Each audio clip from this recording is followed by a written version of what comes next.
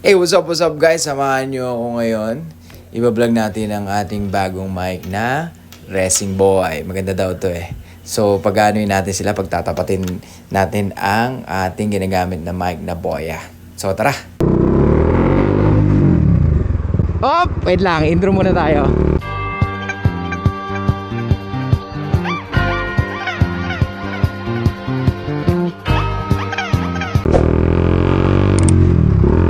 What's up guys? Good morning! What a beautiful Sunday. Okay, welcome to my vlog. Welcome to my vlog. This is Suplado Moto. Okay, so ayan guys, ang vlog natin is our new mic, Racing Boy. Yee! So ginagamit natin talaga is yung Boya. Okay na ako sa Boya. Pero yun nga, syempre kailangan mo lagi i-charge na i-charge. So, na-intriga ako dito sa Racing Boy kasi maganda yung mga reviews niya eh. So, and since affordable naman compare sa sa tag dito, sa Purple Panda. So, that's why umorder na tayo.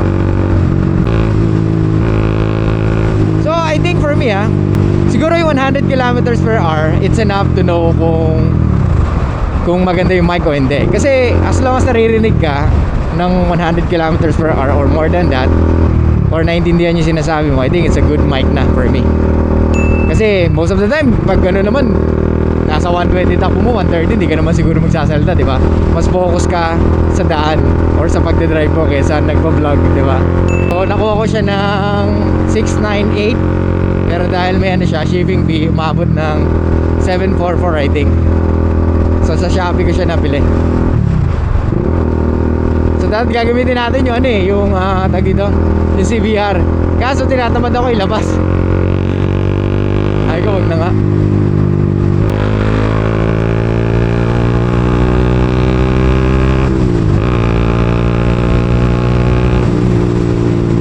Sound check.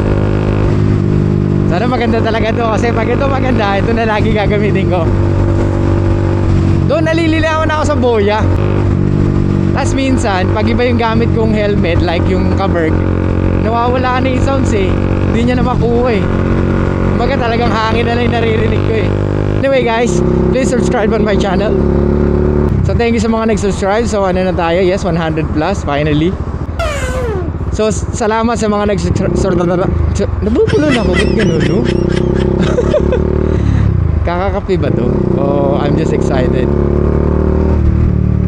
Excited tayo kasi ngayon ulit tayo nakapag-vlog eh. Alam mo, hindi ako makapag-vlog. Alam mo kung bakit? Puno yung ko, memory card.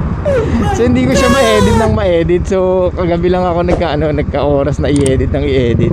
Pero yun nga, sabi nga talaga nila, editing yung pinakamatagal. Madali madali magmotor, i-video, magsalita. Actually, pagsasalita, it takes time din to develop na, alam mo yun, yung marami kang pwedeng masabi or yung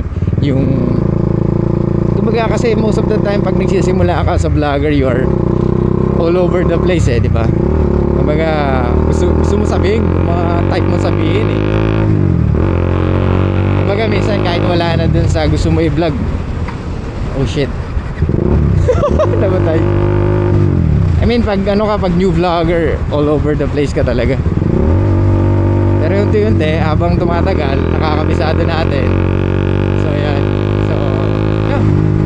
Compare sa mga matatagal ng vlogger, I think kahit yun talaga siguro kahit mga 120, 130 takbo nila, kaya nila magsalita di ba? Madali sila eh. Madali na rin tayo.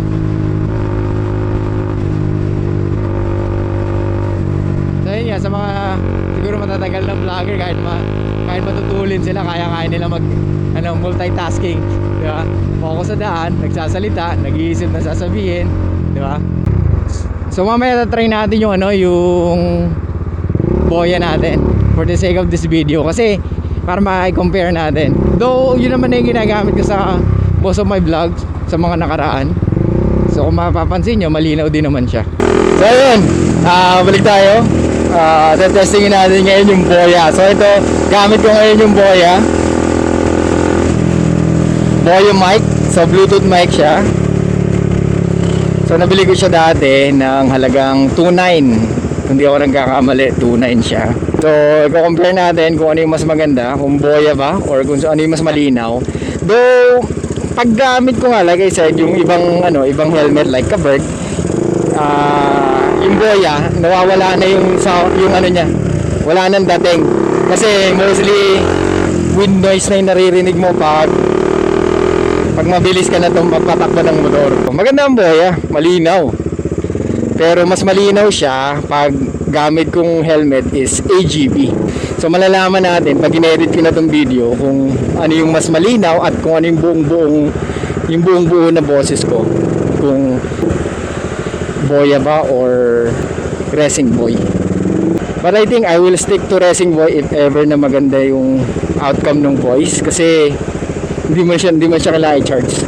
Masusubukan lang talaga natin kung sino mas maganda sa kanila ng Racing Boy when it comes to wind noise. Kung sino yung may kakayahang pigilan yung ingay ng wind. When it comes to advantage, of course, lamang Racing Boy kasi hindi mo na kailangan i-charge.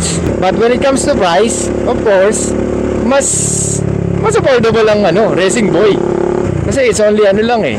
So 698 ko lang siya nabili compare sa Boya na 29 ko nabili. Like I said, yun nga, merong benefits parehas. So kung ano yung tingin mo mas magagamit mo para sa akin, yun ang bilhin mo, di ba? Pero kung kaya mo naman bilhin yung dalawa, why not? Yung iba nga mas mahal pa di ba? Like DJI or yung Rode, di ba? Yun yung mga mahal na mic. Pero sa mga kagaya natin na nag-i-start pa lang mag-vlog, so doon lang tayo sa affordable and yung kaya ng budget tsaka yung talagang useful for us, di ba? I-edit natin yung video para makita natin kung ano yung talagang mas malakas at mas okay na mic. So yun lang guys, thank you so much. I'll see you guys next time. See you in my next vlog and bye.